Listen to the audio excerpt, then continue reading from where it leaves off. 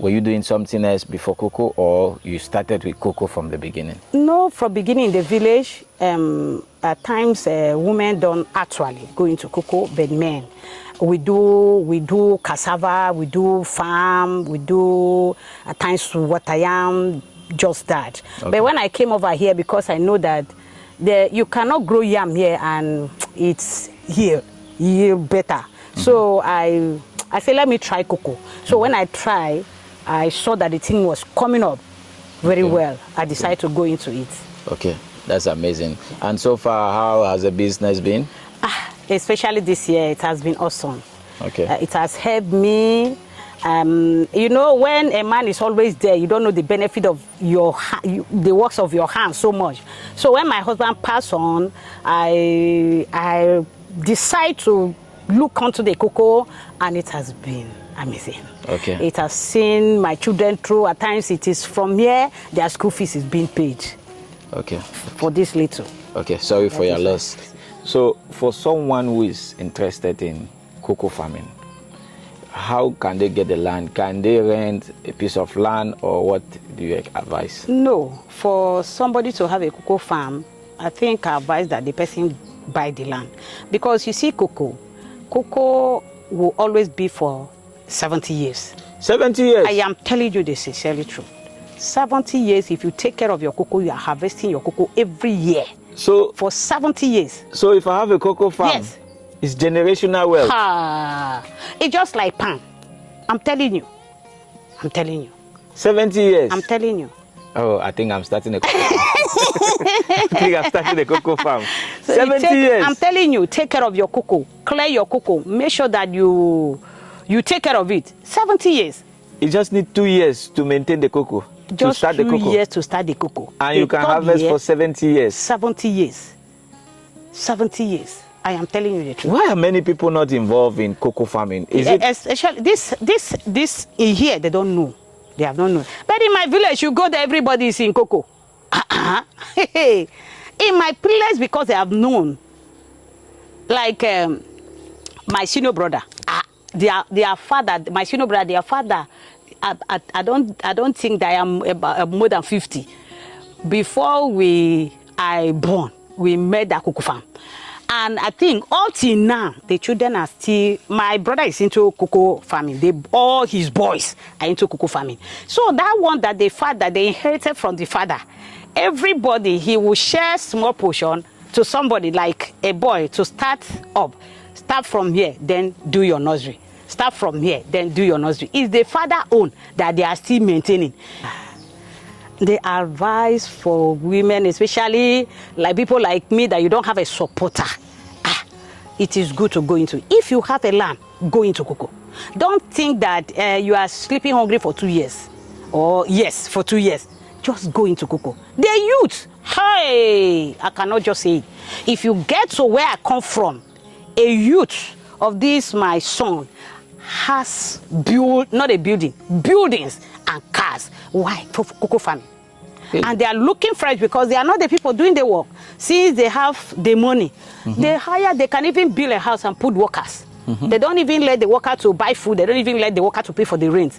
They feed the workers. They keep them in their house because they are doing the cocoa business. Yes. So that is the advice. They should go into cocoa farming. Anywhere. I think cocoa doesn't select any place to grow, especially when you take care of it.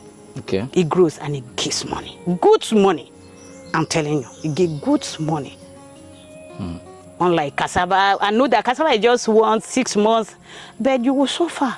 You have to pick cassava. You have to sit under this thing. But that one is good, though. It's actually good. But I will advise, if women can go into it, youth especially, we should go into cocoa farming. So it's worth doing. I'm telling you, honestly, it's worth doing. Cocoa farming is worth doing if you have the land. That's so refreshing and amazing to hear from a lady and also a mother for you to know that the business is worth doing. Uncover the rich tapestry of cocoa, where every pot holds the promise of profit and sustainability. Good day, I'm Ayon, and welcome to AgricDeck. On today's episode, we're going to be discussing with a cocoa farmer My name is Mrs. Feda Chibon. I am cocoa farmer. You are a cocoa farmer. Yes, sir. So why cocoa? Because this is what I know how to do best. Okay. I grew up where they grow cocoa. You grew up where they do cocoa? Yes. Where exactly is that? Obubra, in a Yamited village. Okay. Yes. Obubra. Yes. Cross River. Yes. Okay. So walk us through the process of planting cocoa and harvesting. How long does it take from the planting? Okay. Like from the planting, it just, let me say 2 years. Because like the one I have shown, I planted this year. That one there is 2024, 2025, 2026 before this time. So are there some special species yes. you are planting or yes. normal cocoa? There are some that 2 years, there are some that 3 years. Okay. And there are some, I think they say there are some that, but I don't have that here. I don't have that one that is more than 3 years. Okay. Yes. So yours are faster. Yes. And this cocoa seed, where are you getting it from? Or do you do the nursery by yourself? I brought it, like the one I want to do nursery, is from my cocoa farm here. So I don't want to change this thing because I don't know the one. If I go to somebody now and get it, I don't know how long will it take. So this one that is taking less year to bear, I get it from here. You get it from here? Yes. So you do the nursery by yourself? Yes. Really? I'm telling you. How is the process of nursery like? Nursery is like what I have, for now I have getting up to about 200 sachet, sachet water. I have more than, it's about 1,000. So they are there. Okay. So now I have prepared like 100.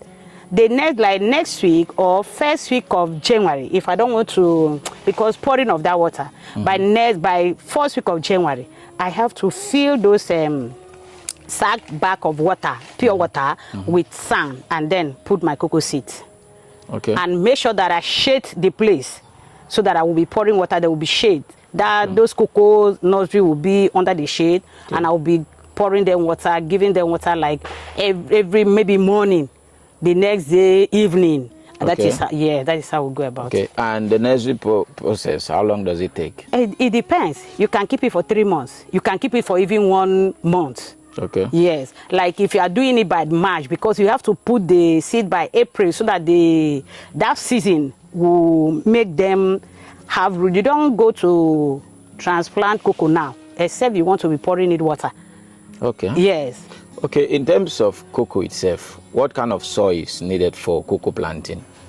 For now, I don't think that cocoa selects soil, because in our village we have a different soil. And when we came here, this is like I would like call it, because it is sandy soil, but still, the thing is.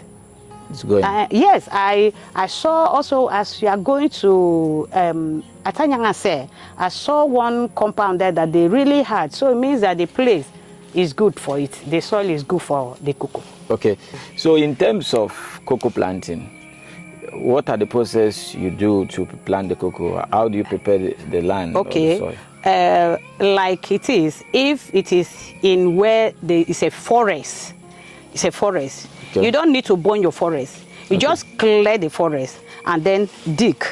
As you are making those holes, you just carry the one that you have nursed with the such water paper, put inside it, put in the hole. That is how we do it. But here, since it is not forest, because cocoa has to be shaded, cocoa don't need sun, don't need to be exposed. Okay. Yes. As it is now, look at how I did it. That cassava will take a long time before I harvest it. Why? Because I want the shade. I want the cassava to shade the cocoa. Yes, I was about to ask that. Yes, why are you planting cassava? Yes, because in our villages there, if there are no trees and there is forest, many trees, you don't cut them down, or you plant plantain. You know, plantain is fast to grow. Yeah. So when this plantain grow, it's the shade of those plantain that shades the cocoa. Okay. For like maybe at the process of that 1 year, 2 years. Okay. By the time they grow, there was plantain. There were plantain here. There were plantain here. When I started, there were plantain here. So when the cocoa now grew up, they overpower the plantain. There is no more plantain again. I think you understand? Yes. So there is nothing to disturb them. I decide to plant this mango. Okay. I plant pear, and here is mango. So it's what is giving them shade here. That is why you are seeing that. When you come when it is the season, you will see that everywhere here will be cocoa. You will be cocoa pots. All here will be cocoa pots at the season. So that is what we do. That's amazing. It's always great to see a lady in agriculture and doing well. It's always fantastic to see that. Naturally, women are nurturers, so you can nurture anything in life. Yes. So I if see the your zeal. heart is made up. Yeah, I see the zeal. Speaking of the zeal and cocoa, what do I need exactly to get involved in cocoa farming? You need money, because you cannot go to, like, especially as a woman, even you as a man, you cannot stand to clear maybe 2 plots, 3 plots of land, because you have to, especially if you are going in, you want to say you want to go into it, you have to hire labor. Okay. So what are we saying here? You need money. I understand. Okay. To start the cocoa farming. Okay. That is the only thing, because after that it's just your the cocoa pod, that is your seed, and the search water. I know that so many people don't know how to do the nursery. Because there is a process you get through the sachet water, so that as you are pouring water, the water doesn't retain there. There is a way you cut this thing, so that when the water comes, it drain, but it give the cocoa this sufficient water. Okay, that's amazing. So the buyers, do you locate the buyers, or do they locate you? Actually, when I started, I was always carrying it to my village, Yamoyong. Oh, you carry it from here to your village? Honestly, I carry it to Yamoyong. But later, I don't know who told somebody that there is a lady who is farming cocoa. So the person, okay, for now, I have 3 buyers on the ground that always check for me to see if the cocoa is ready. Okay. And how many times do you harvest cocoa in a year? Like it is, if not, like I complained that this thing affected them, maybe by now I could have been harvesting. It was last month that I sold the last this thing, and the thing is coming up again. Before maybe next or January, February, I will be harvesting. Until you see the cocoa, the flowers are coming up. Yeah. Is the flowers, yes. Those are flowers there. Flowers, especially these other ones, they have really. But this one is just that these are the last one that I harvested. See the flowers here. But if you get to the other ones, you will see them. They have started bearing very plenty. Okay. So that's amazing. Anytime, Seb, I can say this cocoa season, you don't have a time, because when maybe that April you will have it plenty, that everywhere is cocoa. But as times go on, you will be picking them. We call picking them. Maybe if you are always harvesting 3, 4 washan, by the time you pick, you get 2 washan, you get 1 washan until this season. So there is a main harvest and there is a picking harvest. Yes. Okay. There's a main harvest and a picking harvest. That's amazing. And in terms of diseases, are there some pest or disease that is affecting cocoa? Yes, they call it black spot. Okay. Black spot, that is what is really affecting the thing. You can see I'm supposed to have cocoa pots here, look at. But now they turn black. Call it black spot. When the thing is like that, it will make the cocoa to, even when it's not grown, it will like ripe and it turn black. Yes. And how do you prevent that from happening, or how do you treat them? Like it is now, there is a chemical they use, and it's always through that pumping of a thing, that pump. You spray, you use gamalin, you use one other, there is the 2 I had there. You mix 3 together and then spray. I have only 2 now, gamalin finished, because the last time they pump, we mixed the 3. So there is one there that is actually for the disease. Here they don't sell. When I went to that where we used to buy, there I could not see it. What they gave me was not what I actually want. So my cousin said that maybe he will send, if any person is coming, he will buy and send for me so that I can use. Okay, that's amazing. And in terms of the spraying, how often do you spray? How often? Okay, you can spray 3 times a year. 3 times a year? Yes. Okay. Do you have to wait for some signs to spray, or you just spray it? No. Because at times, if there is one they call fresher, if you really want your cocoa to bear, so you miss that fresher. So you don't have to wait for a sign. You don't have to wait for this disease. Do you understand? If you want really your cocoa to do better, you can spray anytime to prevent. Okay. Not for you to see the sign before. Yeah, prevention is better than cure. Yes. Yeah, it's always fascinating and amazing to see women doing big in agriculture. Are there some mistakes you have made in this cocoa business that you think other young farmers should be aware and should be able to avoid those mistakes? For now, what I was actually saying concerning this a little place was, I think this cocoa, I don't supposed to have plant so close. That is the mistake, I understand. Okay. I don't supposed to plant, so after this one's not supposed to be here. Okay. That one not supposed to be here. Okay. At least could have been like that, that building. Okay. Which means that I'm supposed to have only 3 stands of cocoa to that building. Okay. So that is what I am actually now amending in other ones. So I make sure that I space. For example, you see this one and this one. See the space. Yes. So, and you can see how they are. Okay. So, but if you from here and look at these 2, they don't actually, if it comes to bearing, this one bear more better. So the mistake here was cocoa should not be planted so close. Okay. Yes. Okay. So spacing is very important. Yeah, very important in cocoa. Very important. Okay. Very important. Okay.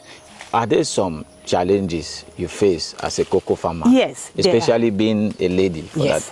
The challenge here is, for now, the sickness affecting the cocoa, and for now, the money there is not enough for me to hire people like the person that can really take care of the cocoa. I understand, like that thing, I cannot handle that. I don't know how they call it, this thing for me to pump. The pump. Like, yes, like the last 3 times I pump, I have to pay somebody to pump. So that is the most challenge I face. If I should have, and the pump, I borrowed it from somebody. So if I should have enough money, I would really do it. That I will have to constantly be paying workers to look after it, especially as I'm going to the bigger side. Okay. Okay, so the challenge is being a lady, you cannot be you're not able to spray the farm, but you have people you hire. Yes. That, right? Okay, that's actually very refreshing and amazing. Madam, for other farmers or who want to use you as a mentor, or cocoa buyers, or those who want to start cocoa farm, and who want to get in touch with you, how can they get in touch with you? Maybe through my number. Okay, your phone number? Okay, 090-3055-2852. That's my phone number. Okay. Thank you so much for having us today. Thank you so much. We truly appreciate and wish you the very best in your cocoa business. You're and welcome. Every other agriculture endeavor. You're welcome. Thank you so much. You're welcome. Thank you so much. Dear viewers, you heard it all from the cocoa queen herself. Get yourself involved in cocoa business. There's too much of money to be made from cocoa business. I was amazed to hear that cocoa could take up to 70 years. Thank you for watching. If you are new to our channel, kindly subscribe, click the notification bell, like, comment, so you never miss an episode on agriculture that matters. Until then, peace.